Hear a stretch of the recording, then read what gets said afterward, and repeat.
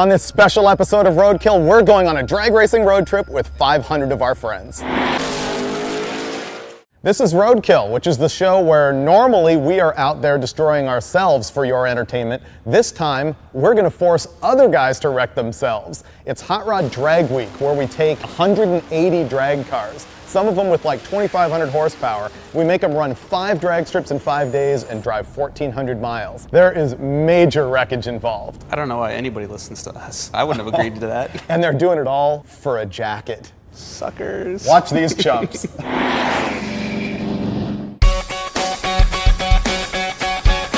This is Tulsa, Oklahoma, day 1, registration and class inspection and test and tune. Drag Week started claiming victims before we even started racing. I was interviewing Bob Larson about a broken axle on his car when I heard an awful noise. Done broke that right in half.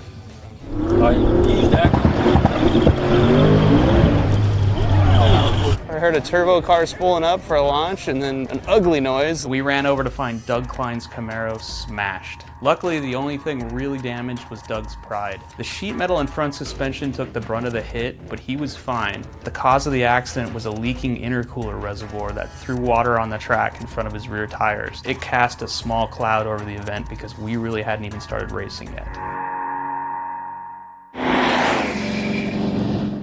This is Tulsa Raceway Park, where we're gonna start and end Drag Week this year. We stopped here last year and the traction was just so killer that we had to come back.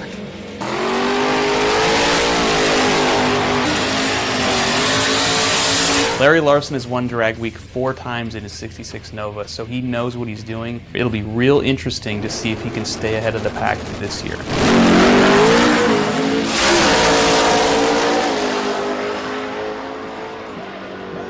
Wow, Larry just ran a 694, the quickest pass he's ever run and the quickest pass anyone's ever done at Hot Rod Drag Week. The 55 Chevy over there in the right lane, the guy that owns it built it in 1970, made his own straight axle for it. It's been in mothballs ever since. His kid just talked him into dragging it out, and they're doing Drag Week together for the first time ever.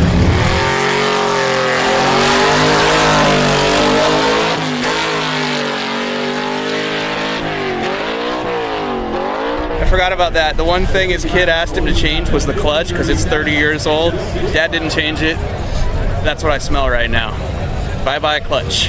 Todd Mashmeyer has won the modified Power Adder class before in his 1968 Camaro, and he's back again with Travis Gilpin behind the wheel to defend the title.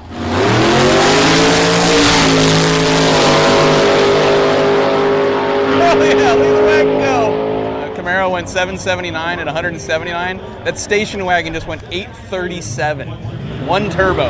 This is Jeff Lutz in his twin turbo 57 Chevy, and he's run Drag Week with us for a few years, and that's what's gonna give him an edge here. Not only is the car capable of the ETs he needs to run to catch up with Larry Larson, but he knows what it's like out there on the road. He is gonna be prepared for anything.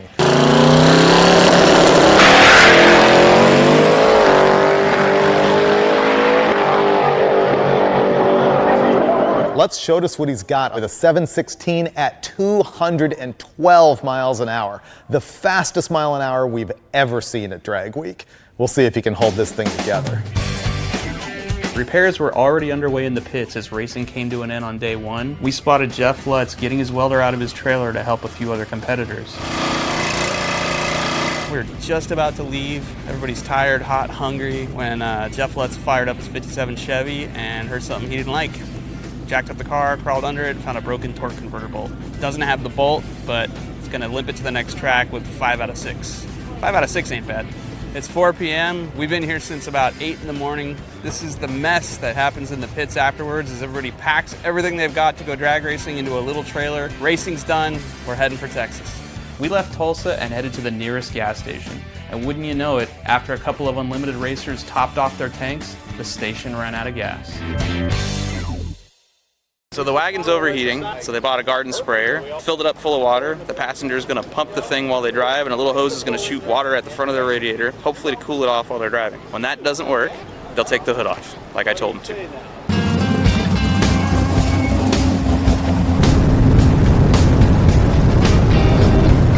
1,400 miles doesn't seem like that big of a deal for a regular car, but you put a serious street strip car in traffic, and suddenly overheating becomes a real issue. Not 20 miles outside of Tulsa, we found cars dropping like flies, overheated on the side of the road in 90-degree temperatures. It's 8:40 at night. We've been on the road maybe 5-6 hours. We've gone a total of 40 miles. We just stopped under an overpass and found Schroeder and his buddy from Canada and their 66 Vet on the side of the road with a dead battery. So they're fixing that right now. I'm sitting here taking pictures of their misery. At the rate we're going, we're gonna get to the track tomorrow when it opens, and we're probably not sleeping tonight. We had some beers here. This would be just nice. We have no reason to leave if we had beer here. Another 20 miles down the road, another broken car. This time it's Todd Mashmeyer. He hit the bridge with his car, took out the cross member to the motor, smashed the oil pan, the transmission pan. Now he's got a welder to fix it.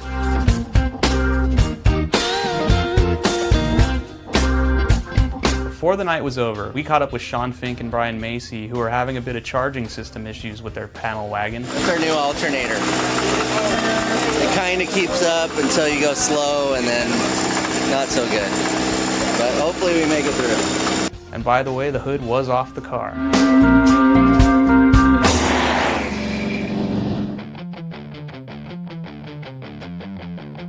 Day 2 of Hot Rod Drag Week finds us in Ennis, Texas at Texas Motorplex.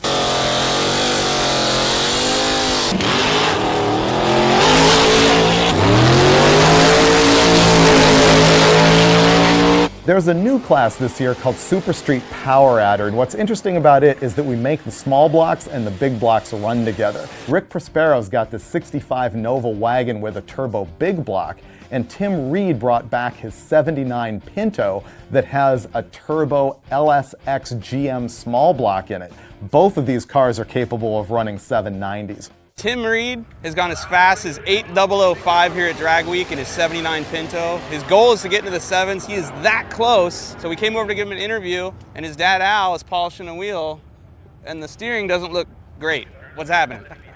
Well, Sunday we broke the, did a big wheelie and broke the rack, so it's, we've been fighting it the last couple of days. You broke the oil pan too, huh? Yeah, broke the oil pan. All right, so I imagine Tim's off trying to get some steering parts? Yeah, he's at O'Reilly's getting a part. Are you guys gonna make another hit on it today? Yeah, we're gonna try to make 2 more hits. The wax job I'm putting on it, you know, it's gonna make it a little slicker, so that ought to get that half a second. Oh yeah, that's like race stickers. That's good for 10 or 20 horsepower right there. Awesome, all right, well good luck. Hey, thank you, Mike. We'll see you later.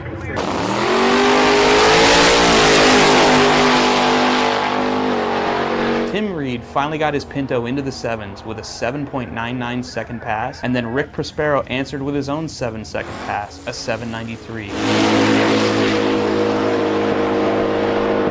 The question is, can Rick keep it together for the rest of Drag Week? Dodge Ram, single turbo on a Viper motor, went 909 at 148 yesterday. Today, not so good. What happened, fellas? Blew a head gasket. Blew a head gasket. What did you do, up the boost some more, or it was just time for it to go? It was the same. I think it was just time for it to go. So it's got about 50 dyno pulls in it, but we got a dyno last week, and so it's fresh, very fresh combination. So. Cool. Did you guys find a gasket to replace it? Yes, sir. Cool. You gonna make another hit today, or just fix it and hit the road? If we can get back on the road, I'd be happy. Yeah. All right. Cool. Good luck, guys.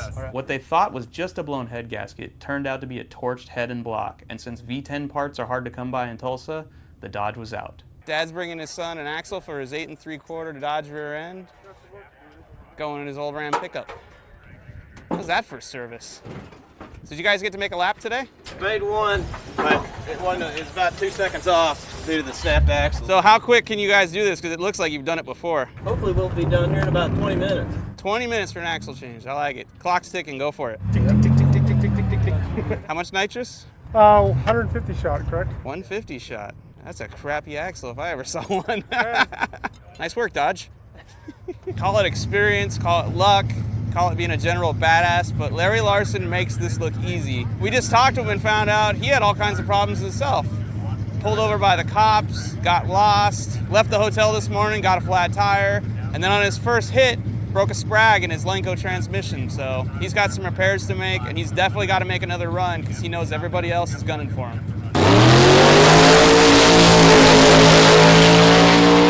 Despite last night's roadside troubles, Mashmeyer's Camaro goes 768 at $181. We're standing here with Todd Mashmeyer and Travis Gilpin. After your pretty much epic pass last night, this car was strewn out all over the highway like a yard sale. What happened?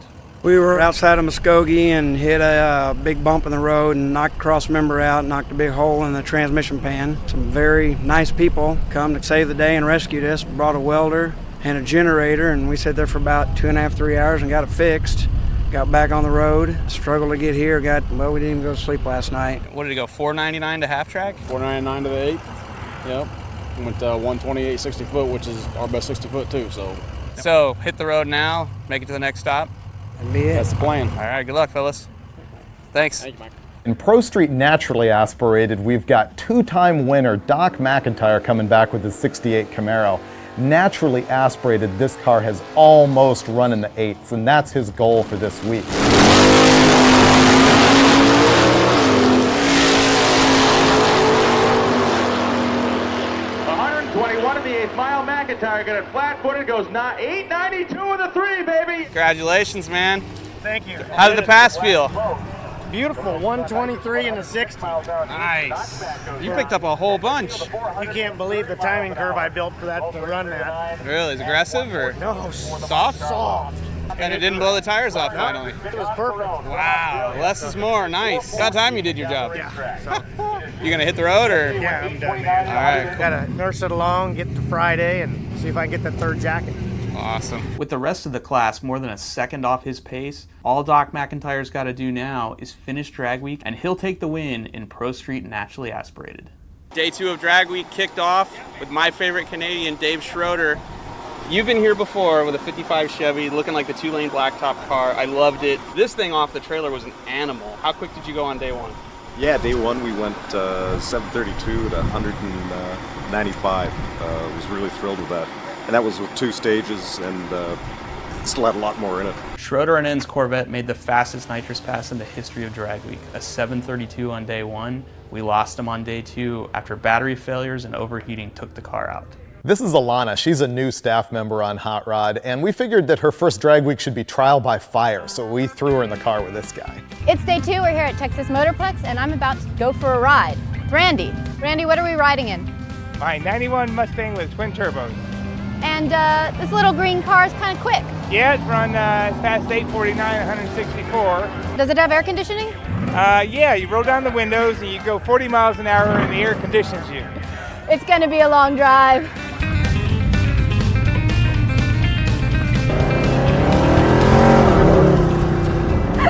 So, You want to go 1182? yeah. Sorry, I just missed the turn. I'm a lousy navigator. My girl can drive faster than you. I'm trying to talk her into marrying me. She's really cool. I'm living in 2-lane blacktop. You know what always upsets me though when I go through most of these school zones? What? There's no kids? Yeah, it's like, okay, show me what I can kill. We're not supposed to kill the kids. That's the whole point of the school zone. People totally frown on that. Kids should be eaten, not burned. We're on the road coming out of Ennis, Texas, the Motorplex, and we spotted this little dinky drag strip that we had to check out. Cedar Creek Dragway, middle of nowhere, Texas. This is America. Today we're cruising with Brian Loans, who's been a friend of mine for a long time, and he runs bangshift.com, but more importantly, he's our announcer for Drag Week. He's a hardcore drag racing historian, so it didn't take much for me to convince him to pull over at this cool old drag strip in the middle of nowhere. It's one of the last, or maybe not the last, it's one of the grassroots outlaw, non-sanctioned drag strips around, and it's been here 50 years. The same guy over here has owned it for 30. And it's just got so much character. I mean, the burnout box is worn deep. The place has been around so long, but it's all concrete, and nice wall, nice tree. They're gluing the place, got a nice tower. This is really grassroots drag racing. We wouldn't have Drag Week if it weren't for guys sort of finding their way at little tracks like this. We used to race me and my brother down through here. Back in was when Nitros first came in. Okay. Okay, yeah. Now, this guy would get ahead of you, and he'd do it on purpose now. He'd kind of act like he's going to swerve at you, and you slow down, he'd go ahead and win the race. So it was a high-speed game of chicken, essentially. This right here was the original drag strip. You can see the lines on it and such. And this is a new one they put in 1986. The tree was on that concrete block up there. Oh, I see the block. Yeah, look Yeah, at that. the post Here, sticking check out. this out. So this is the center block where the Christmas tree used to slide in. You just drop them in so they can take them out later. That's cool. I think the two guys ran jet dragsters down this thing and went in the threes. That wide. Yeah. Side by side, and this is about as wide as a freeway lane in LA. What could be better than having a junkyard on the side of a drag strip? That's essentially what this guy's got going on here. He's got a big collection of 50s cars and some worthless stuff, but inside, he had a Trans Am, this early Camaro, a Tri-5 Chevy, good stuff. We gotta hit it, on to Louisiana. 1,200 bucks? Get out. That is a 64 or 5-ish Nova for 1,200 bucks. Or trade. How much is that camera worth? Chevy 2100, it's the low end one. It's pretty rusty. Good looking from afar, but far from good looking. Keith Harrison's a Drag Week veteran, but this is his first time with a 55 Chevy running in our gasser class. Unfortunately, he was fighting fuel pump problems. And this is Luther Duncan in a 70 Maverick with an old school small block and a 4-speed. The cool thing here is that the engine was built by Eddie Miller, who is a past Drag Week champion.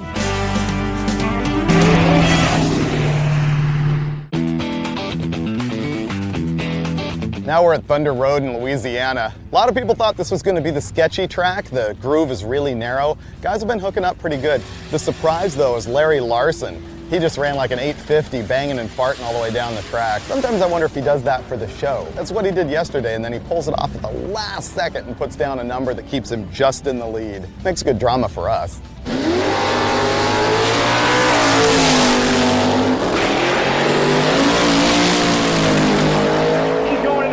Down to the 8th mile, 166. Jeff Watts goes out 7 flat with a 2. We just finished up. We went 7:00 at 2:12. We're headed to Memphis early. Drag Week 2012. Here we come. Mashmeyer's bad luck continued when the 605 Chevy under the hood of the Camaro ate a cam and a set of lifters the night before running.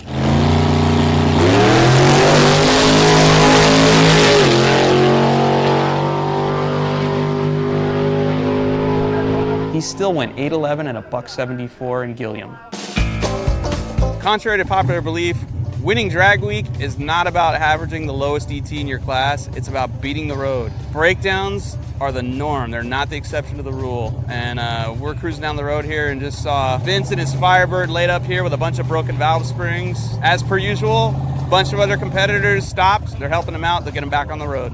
One of the major hurdles at Drag Week is getting everything you need from one track to the next, so guys are hauling little trailers. Eric Yost's team, they built their own trailer. And it's nice, man. This is aluminum, bead rolled, TIG welded. What do we got going on here? Basically, we got everything we need on the trip. If we happen to break anything, got everything to rebuild an entire transmission, converter. Got our pit bike if we need to ride around, cooler full of ice. Keg? Yeah. Nice touch? Yeah. How much do you think you got into this thing? 150 bucks. DT Cruiser axle is all we paid for, and the rest are just scrap that some race teams have donated over the years. I love the wheels. It makes a good hood holder for an overheating car. You can hide from the police inside of here. I mean, if you needed to. I'm not saying you need to. If you needed Whatever to. you'd like to do. You know. We're broke down on the side of the road, but we got the best trailer ever and some pretty damn cold beer, so everything's all right.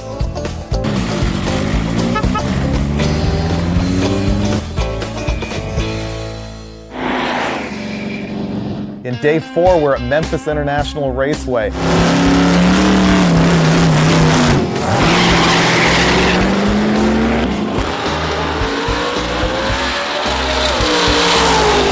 Memphis isn't kind to Lutz or Larson. They're both having trouble getting their cars down the racetrack. Broke a rocker on him. Must have broke that on the first hit, and that's why it slowed down a little bit. Oh, he lifted at 300 feet. After an aborted attempt at making a run down the drag strip, Larry ripped apart his rear end to find a smashed ring and pinion. Ooh, yeah, pieces. The scramble was on to find spare parts, not to make another pass at Memphis, but to get back to Tulsa and make his last pass on day 5 of Drag Week. When we caught up with Todd Mashmeyer and Travis Gilpin, neither guy had slept more than 4 hours during all of Drag Week. They ended up limping the Camaro into Memphis, Tennessee on 6 cylinders. The duo had every intention of hitting the 6-cylinder powered Camaro with 3 stages of nitrous to try to hold their lead over Brian Goldstone, but when the car wouldn't do a burnout in the water box, they knew they had to call it quits. They broke the beam and got themselves a 20-second ET, and that was it for them at Drag Week. It looked like you guys intended to make a lap. Yeah. And then what changed? Well, it wouldn't do a burnout. Our intent was to make a lap, and if it blew up, and whatever. We were on our way to comp to pick up cam and lifters and put it together tonight and drive, but You haven't slept in 4 days. we had 3 hours of sleep 2 nights ago. Man. Like I say, hitting the bridge that first night. I put everything behind. There's all kinds of bearings and roller tips in the bottom of that pan right now. Playing ping pong? Mm-hmm. Yeah. That's never good. I'm sure we'll be back next year. Thank you, Mike. Thank you.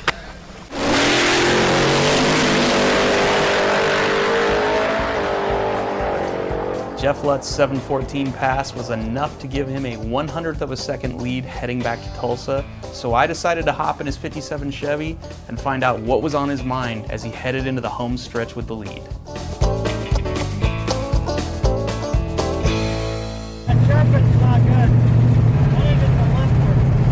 We just left Memphis International Raceway not more than 10 miles ago. We heard a chirp, just didn't sound right. He didn't like it.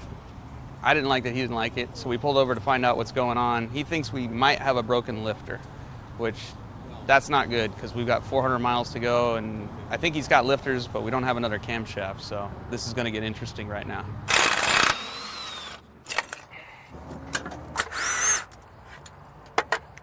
Oh.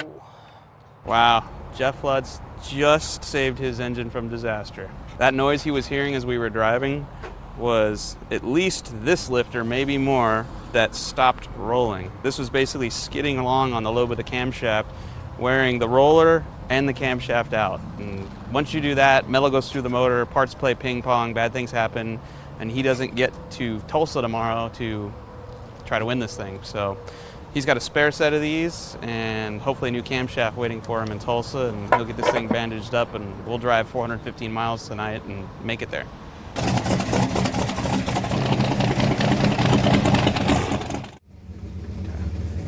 Wow. We're about an hour from Tulsa where it's been raining and the road is super wet, and these giant meats in the back are not happy about it. We are literally just skating all over the road right now. So we pulled over, took a little break. We're gonna crawl right now, maybe like 10 miles an hour tops, so we can keep making some time. Oh, wow, it's cold. Almost made it to the last checkpoint before the last day. Not quite. The rain stopped us, so gonna crash here in the car for the night, hit the road in the morning. We're done for tonight. Day 5, and we're back where we started, Tulsa, Oklahoma. It's raining here today, and if it doesn't dry up soon, we're just not sure if we're gonna get this race done or not. All right, everybody, listen up. In about 30 seconds, we have the announcement on the fate of the event coming, and yeah, give us 30 seconds. Well, unfortunately, as you can tell, the weather has been junk today, and it's not looking like it's going to get much better before tomorrow afternoon. So I'm going to dodge the flying fruit when I tell everybody that this thing is done. The event has been ended. What are you saying? What? No. Not ended. Okay, Brian just completely choked. You said it was pulling the plug. Nope. Here's the deal. I'm standing here right now thinking, you know what, we need to race this thing. There's a 10% chance of rain at noon tomorrow. We're gonna run. We're back at Tulsa here today, which is Saturday, and it's not raining yet, and so we're doing our best we can to get all these guys down the track.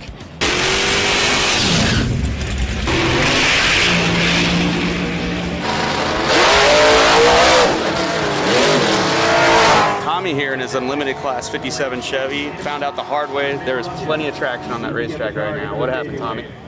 We had tuned up the car to make a really good pass, tried to get the car in the H today, and whenever I let go of the trans brake, it came up pretty hard, and it was on a good pass, and then it came down, and whenever it did, it broke both front shocks on the car.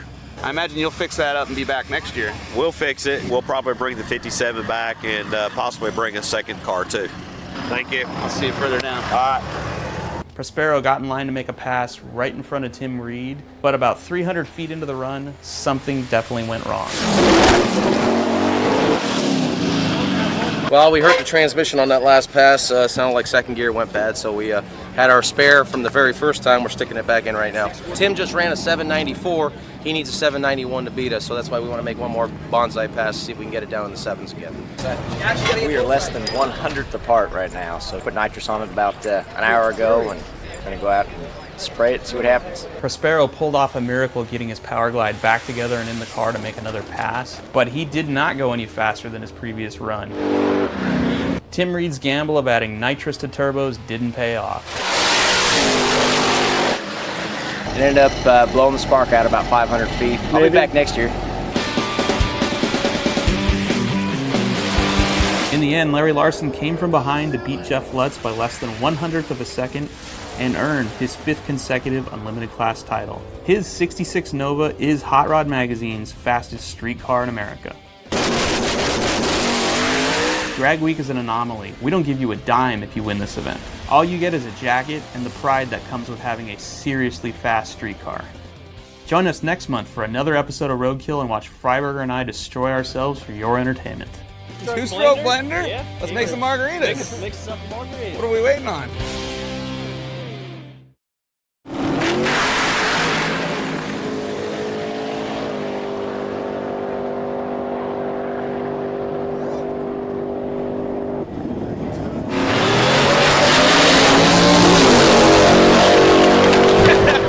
Oh my god, he went into the center lane.